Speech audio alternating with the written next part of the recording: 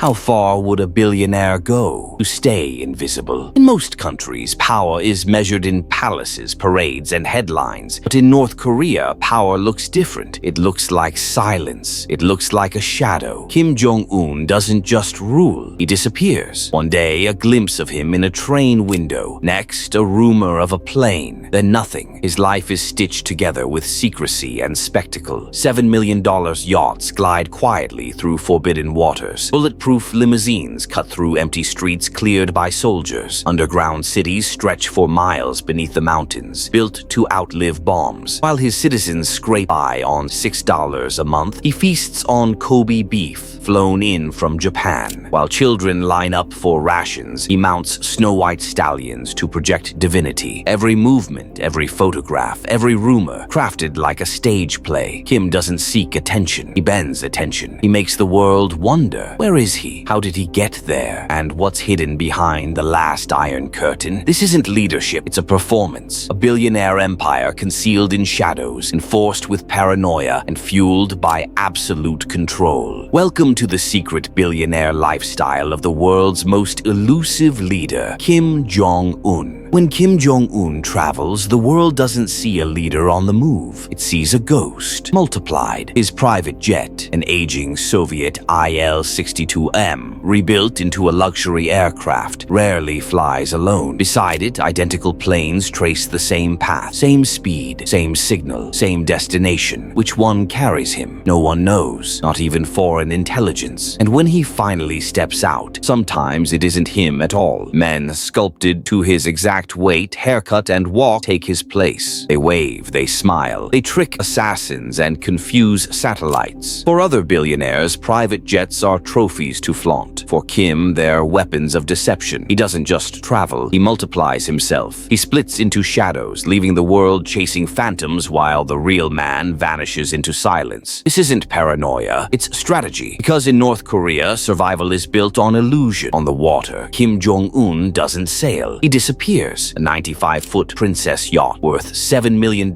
slides across the waves like a fortress dressed in luxury. Built in Britain under LVMH's empire of opulence, it hides in plain sight. Leather suites, velvet lounges, cutting-edge navigation systems that whisper across the sea. Once, state media slipped. His yacht appeared blurred in the background of a fishery tour. Analysts say it wasn't a mistake. It was a warning, a reminder to the world. Sanctions cannot touch him. Hunger cannot humble him. Isolation cannot cage him. For most billionaires, a yacht is a toy. For Kim, it is defiance on water, a floating rebellion against the global order. It's not just a vessel, it's a message. Power sails even when a nation starves. While millions of North Koreans survive on rations of corn and rice, Kim Jong-un dines like a king of kings. Kobe beef flown in at $500 a pound. Iranian caviar spooned into crystal bowls, French artisanal cheeses, so rare he once sent a staffer to Paris just to master the craft of brie. Every bite is theater, every plate a declaration. His father demanded chefs inspect each grain of rice with tweezers. Kim modernized the ritual, yet the message remains the same. Perfection is survival. Inside his compounds, kitchens run like Michelin star restaurants, sealed by steel gates. Guards patrol the halls. Food is tested for toxins. Meals arrive with military precision. For most billionaires, a gourmet dinner is pleasure. For Kim, it is dominance made edible. Every feast is a weapon, every sip of French wine, a reminder that while his people starve, he conquers hunger itself. Beneath North Korea, an invisible kingdom waits. Over 8,000 bunkers and tunnels, engineered not for comfort, but for immortality. Some run for miles under the mountains. Others cut beneath the border, wide enough to march 30,000 troops an hour. Steel blast doors, rail systems, hidden caches of weapons and food. It's not a bunker, it's a nation below the nation. Analysts believe Kim's private villas connect to these tunnels, so he can vanish in seconds. One moment, a dictator on a balcony. The next, a ghost deep underground. Inside are command centers that hum with encrypted signals, war rooms buried in stone, and escape routes no satellite can trace. For billionaires, panic rooms are a luxury. For Kim, the earth itself is his vault. It is not just protection, it is psychological warfare. To his enemies, he is untouchable. To his people, he is eternal. invisible. To the world, he is everywhere and nowhere. When Kim Jong-un moves, the world watches a performance of loyalty. But behind the spectacle lies the deadliest choreography on Earth. At the core are the men who jog beside his limousine, handpicked, identically suited, moving as one. To the untrained eye, they look ceremonial. In reality, they are the first layer of flesh and firepower between Kim and death. Behind them, the second tier, armed guards with eyes trained to read threats in microseconds. And beyond them, the invisible third layer, snipers on rooftops, hackers in command vans, intelligence officers sweeping signals from the air. Every room he enters has been sterilized in advance, every seat inspected, every meal tested for poison. Even doctors trail behind, ready to perform surgery in the back of a moving car. There is no trust, only loyalty, engineered, rehearsed, and enforced by fear. For billionaires, security is insurance. For Kim, it is religion. He doesn't walk into a room, he conquers it, shielded by a living fortress that moves like an extension of his will. In the West, billionaires flaunt power with jets, cars, and yachts. But Kim Jong-un chose a symbol older than empires, a snow-white stallion. On the sacred slopes of Mount Paektu, North Korea's mythical birthplace, Kim rides through the snow. The images, broadcast across state media, are more than propaganda. They are scripture. Each horse, imported from Russia, valued at over $100,000, is handpicked to embody purity, dominance, and destiny. Kim owns a dozen of them. Together, they are his living crown jewels. To his people, the horse is not just an animal. It is a prophecy tied to his grandfather, Kim Il-sung, the eternal leader. Every photo of Kim in the saddle is a message. He is not a man, but a myth, a chosen figure etched into history. Where billionaires buy symbols of wealth, Kim manufactures symbols of immortality. A white horse against white snow. A picture that says, "I am forever." While billionaires hide behind gates, Kim hides beneath the earth. North Korea's mountains are carved with a labyrinth of underground palaces, hidden residences, command bunkers, and escape tunnels that stretch for miles. Some are rumored to connect his luxury villas directly to airstrips. Others lead to secret chambers lined with imported marble, where he can vanish for weeks while the world above hunts shadows. Entire banquet halls, stocked cellars, and communication centers sit buried in stone. It is not a panic room. It is an empire, inverted. Every corridor is designed to confuse invaders. Every exit leads to another escape. And at the heart of it all, rooms shielded from radiation, servers cut off from the global web, and war councils protected by a mountain's weight. Where other billionaires buy doomsday bunkers, Kim's family built a subterranean dynasty fortress. It is not just survival. It is the rewriting of geography itself. Above ground, a starving nation. Below ground, kingdom that never dies. For most billionaires, power is measured in visibility, headlines, photos, private jets parked on tarmacs for the world to see. But Kim Jong-un's empire is built on the opposite, disappearance. Every journey is a puzzle. 3 jets, 1 train, decoy motorcades, and a dozen lookalikes. Even his closest aides sometimes don't know which car, which plane, or which man is real. It is security disguised as chaos, a moving maze where the answer is always hidden. International intelligence agencies track signals, monitor skies, but Kim slips past like smoke, never confirming, never appearing until the moment is staged. And when he does emerge, it is with theater, a limousine flanked by jogging guards, white stallion against sacred snow, an armored train rolling through the night. The world doesn't just see a leader, it sees a performance, one designed to remind every enemy that Kim cannot be touched. Secrecy is not his weakness, it is his brand, a show written in shadows. From yachts hidden in secret harbors to underground fortresses carved beneath the earth, Kim Jong-un has built a lifestyle no billionaire on the planet can match. Not because it's richer, but because it's untouchable. Every palace is wired with escape tunnels. Every meal is inspected like state secrets. Every movement is layered in deception, paranoia, and myth. He doesn't flaunt his wealth on Instagram. He doesn't chase headlines. Instead, he thrives in the shadows, crafting an image of divine power, projecting invulnerability through fear and theater. While other billionaires build companies, Kim built a country around himself, a dynasty that feeds his luxury, protects his secrecy and sustains his rule. In the end, Kim Jong-un is not just a leader, he is a ghost wrapped in gold, a phantom billionaire hiding in plain sight. You've just stepped inside a world most people will never see, a world of power hidden in shadows, where wealth becomes a weapon and survival is built on secrecy. This was Kim Jong-un's ghost empire, but there are more stories of billionaires, palaces, and private kingdoms waiting to be uncovered. So if you want the front row seat to the lives the world tries to hide, make sure you subscribe to Luxrish, the channel where power, money, and mystery collide. Because here, we don't just tell stories, we reveal the world's billionaires don't want you to see.